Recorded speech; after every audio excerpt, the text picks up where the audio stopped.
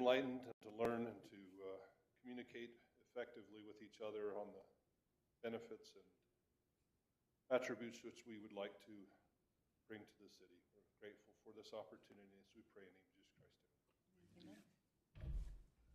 Would you please rise and join me in the Pledge of Allegiance? I pledge allegiance to the flag of the United States of America and to the republic for which it stands, one nation, under God, indivisible, with liberty and justice for all. So to begin tonight, the element that we're going to be discussing as part of the general plan will be the water plan. With that, we have Landmark Design that's here. We have both Aubrey and Sam that will be doing the presentation. So as I talked to both of them, they have presentation that will be given a lot of information and to kind of get through, and then they'll, towards the end, we'll be asking questions to try to get out of us what we would like to have.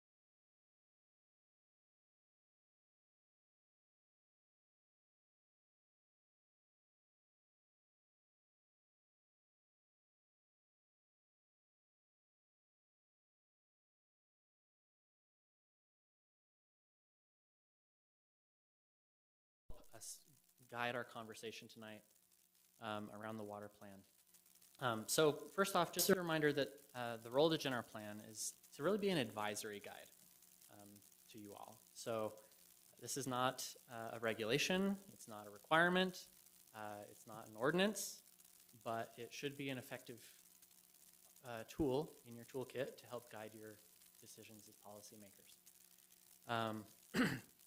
And there are components under state law that are required.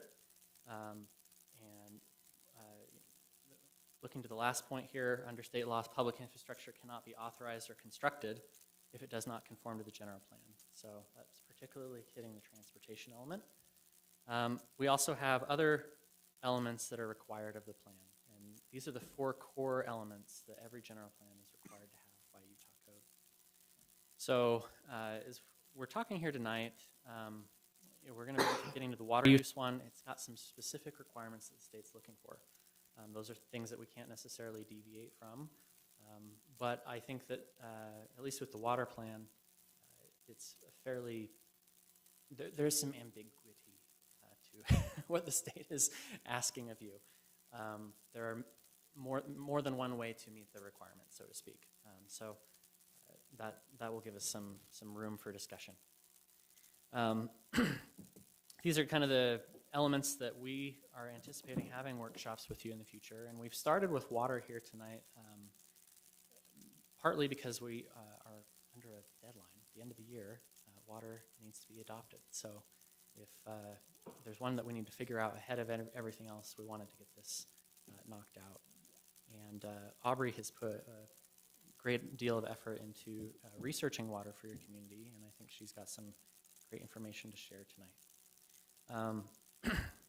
Later on, we'll be looking at transportation, land use, housing and economic development, parks, trails, and open space, and the environment and public facilities. But we have some flexibility in this, and so if there are certain topics that you want to hit ahead of another one, we can certainly be looking at that. Going through this process, this is how we as planning consultants kind of approach planning with the general plan and how we draft each element. We begin with examining current conditions, and that's two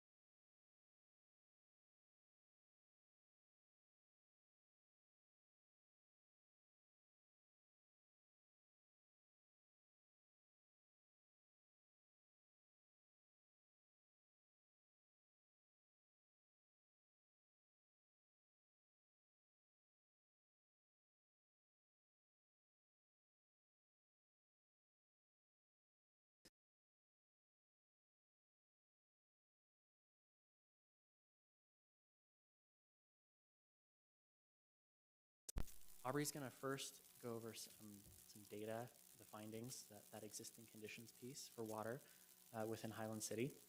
And then we're going to turn towards looking at potential strategies, policies, and ideas that you could potentially implement in Highland related to water use preservation. There's a number of things that you're already doing, and I think you're off to a really good start. There are a couple things that we probably need to look at from a state requirement standpoint, and then there's those like extra credit things that are kind of up to you guys and how far you want to take this. Our goal here is to not get into the weeds. So while we might talk about the potential to amend an ordinance for landscape requirements, our goal is not to figure out the nuts and bolts and the details of what that ordinance will be. We just want to establish, do we want to examine that in the future? That would be the goal of the general plan, right? Is to say, yes, we do want to amend this to meet a certain goal, but not to prescribe anything, just as an example. So, and we will do our best to keep this conversation rolling. There's a lot of material to cover, and there are a lot of potential implementation measures, but we'll try to just keep things rolling, and as we go through this, bear with us. But I think it's going to be a good conversation. So with that, I'm going to turn it over to Aubrey. Okay, so this will be kind of a fire hose of information, pun intended.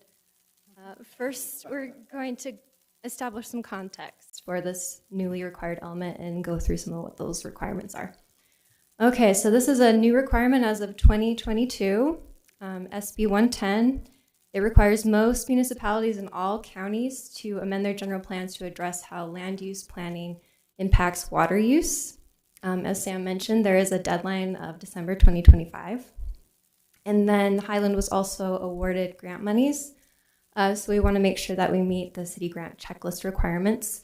They are exactly the same as SB 110 with a little bit of added clarity, and we'll talk about that in just a moment.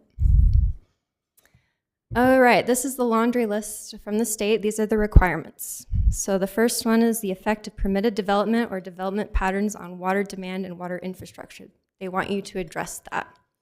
The clarification that was provided with the grant checklist is that this is asking you to develop a water budget. In a nutshell, a water budget estimates water flow in and out of a system, and then they want to tie that to both current and future land use, looking at population growth, and then what's the impact of the water conservation strategies you choose. So we're currently working on that one. It depends on land use, so that will be part of future conversations. The second is methods of reducing water demand in this document. So in a nutshell, it breaks it down into 3 categories: indoor use, outdoor, and then general things you can do. And we'll go into these further. They directly inform some of the recommendations we have. So that's where those are coming from. Requirements continued. So for the Planning Commission, there's a requirement to recommend the following: water conservation policies that are determined by the municipality. The second one has a check mark because you've already met it: landscaping options for a park strip that do not require lawn or turf. Changes to an ordinance that promote the inefficient use of water, and then low water use landscaping standards, essentially for uses that aren't single-family residential. So where did we start? How did we begin collecting and analyzing data?